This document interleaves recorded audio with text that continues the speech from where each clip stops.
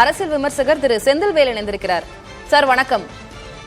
விஜய் அவர்களுடைய விளக்கம் தரும் வீடியோவை நீங்க பார்த்திருப்பீங்க அப்படின்னு நினைக்கிறேன். 3 விஷயங்கள் அவர் சொல்றாரு. ஒன்னு, ஏன் கரூருக்கு போல பாதிக்கப்பட்டவங்களை பார்க்கல. இன்னொன்னு, நிறைய இடங்கள்ல பிரச்சாரம் செஞ்சிருக்கோம், கரூர்ல மட்டும் ஏன் இப்படி நடந்தது, மக்களுக்கு உண்மை தெரியும் அப்படின்னு பேசுறாரு. இன்னொன்னு, சிஎம் சாரையும் அட்ரஸ் பண்ணியிருக்கிறார். நீங்க எப்படி புரிஞ்சுக்கிறீங்க? அது விளக்கம் தரும் வீடியோ அல்ல, அது அபத்தம் தரும் வீடியோ. ரொம்ப வருத்தமா இருக்குது, பேர் அதிர்ச்சியாக இருக்கிறது. அந்த 41 பேருடைய மரணம் எவ்வளவு அதிர்ச்சியோ அதை விட மிகப்பெரிய அதிர்ச்சி விஜய் அவர்களிடமிருந்து இன்றைக்கு வந்திருக்கக்கூடிய இந்த காணொளி. இப்படியான ஒரு காணொளி வரும் என்று கிட்டத்தட்ட யூகித்தோம். அந்த யூகம் சரியாகி இருக்கிறது, பேரதிர்ச்சியாக இருக்கிறது. என்ன சொல்ல வர்றார்? கரூரில் மட்டும் ஏன் இப்படி நடந்தது அப்படின்னு ஒரு கேள்வியை கேட்கிறார். நான் உங்களுக்கு ஒரு செய்தி சொல்றேன். மதுரை மாநாட்டில் மூச்சு திணறி ஒரு இளைஞன் இறந்து போனான். மதுரை மாநாட்டில் இது நடந்துச்சு. இதற்கு முன்பாக, கரூருக்கு முன்பாக அவர் நாமக்கல்லில் பேசினார். நாமக்கல்ல 40 பேர் மூச்சு திணறலால் கூட்ட நெரிசலில் சிக்கி மருத்துவமனையில் அனுமதிக்கப்பட்டு அவர்கள் சிகிச்சை பெற்று திரும்பி இருக்கிறார்கள். அதில் 4 பேரின் நிலை கவலைக்கிடமாக இருந்தது அப்படிங்கிறதும் ஊடகங்களில், எல்லா ஊடகங்களிலும் பதிவான செய்தி. இப்ப நாமக்கல்லிலேயே ஒரு பேரிழப்பு சந்திக்கக்கூடிய ஒரு அபாய சூழலுக்கு போய் நல்வாய்ப்பாக உயிரிழப்புகள் ஏதும் ஏற்படாமல் அவங்க மருத்துவமனையில் சிகிச்சை பெற்று திரும்பி விட்டார்கள். அப்ப நாமக்கல்லிலும் இது நடந்துச்சு, மதுரையிலையும் இது நடந்திருக்கு உங்க மாநாட்டுல. கரூரில் மட்டும் நடக்கல. கரூரில் நிலைமை சற்றே கைமீறி போய்விட்டது.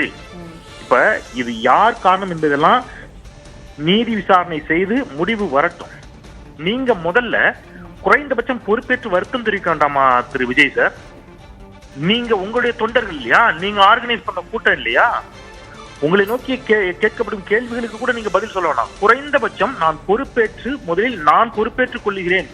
ஒரு நல்ல லீடர்ஷிப்புக்கு அதானே அழகு. அவர் அப்படி சொல்லல திரு செந்தில்வேல். ஆனா அவர் சொல்ற ஒரு விஷயம் என்னன்னா, கரூர் மக்களுக்கு உண்மை தெரியும், மக்கள் பார்த்துட்டு தான் இருக்காங்க, கரூர்ல நடந்ததெல்லாம் அவங்க சொல்லும் போது கடவுளே இறங்கி வந்து சொல்வது போல உள்ளது அப்படின்லாம் சொல்லியிருக்கிறார். கரூரில் இருந்து முன்னணி மிக பாரம்பரியமான பத்திரிகைகள், முன்னணி வார இதழ்களினுடைய டிஜிட்டல் மீடியாஸ்ல கரூர் மக்கள் கொடுத்த பேட்டிகளும் சமூக வலைதளங்களில் இருக்கின்றன. இன்ன பிற புதிய தலைமுறை மாதிரியான மிக முக்கியமான, மிக புகழ் வாய்ந்த, மக்கள் மத்தியில் நம்பிக்கையை பெற்ற தொலைக்காட்சிகளில் கரூர் மக்கள் அளித்த பேட்டிகளும் வந்திருக்கின்றன.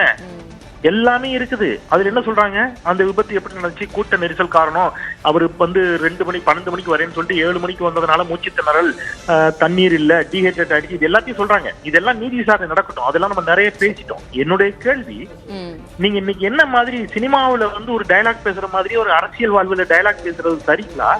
நீங்க சிஎம் பார்த்து கேக்குறீங்க என்ன வேணாலும் செய்யுங்க அப்படின்னு சொன்னீங்கன்னா இது என்ன மாதிரியான டயலாக், இது என்ன மாதிரியான வாதம்? யார் உங்களை பழிவாங்க நினைக்கிறாங்க? நான் ஒண்ணு சொல்றேன். நேற்று நம்முடைய சீஃப் மினிஸ்டர் திரு ஸ்டாலின் அவர்கள் ஒரு பேட்டி கொடுக்குறாங்க, ஒரு வீடியோ கொடுத்தாங்க. அந்த வீடியோல எவ்வளவு பக்குவப்பட்ட வார்த்தைகள் தோடிஞ்சது. எந்த ஒரு தொண்டரும், இன்க்ளூடிங் விஜய் சொல்றாங்க, எந்த ஒரு தொண்டரும் தன்னுடைய எந்த ஒரு தலைவரும் தன்னுடைய தொண்டன் இதுபோல் சாவதை விரும்ப மாட்டான். எந்த தலைவரும் இதை விரும்ப மாட்டார்கள். இது விரும்பத்தகாத நிகழ்வு நடந்துடுச்சு. அவ்வளவு பக்குவத்தோடு அவர் சொல்றாரு. அவர் எங்கேயும் விஜய் குற்றச்சாட்டல. உங்களுடைய கருத்து பதிவு பண்ணதுக்கு நன்றி திரு செந்தில்வேல்.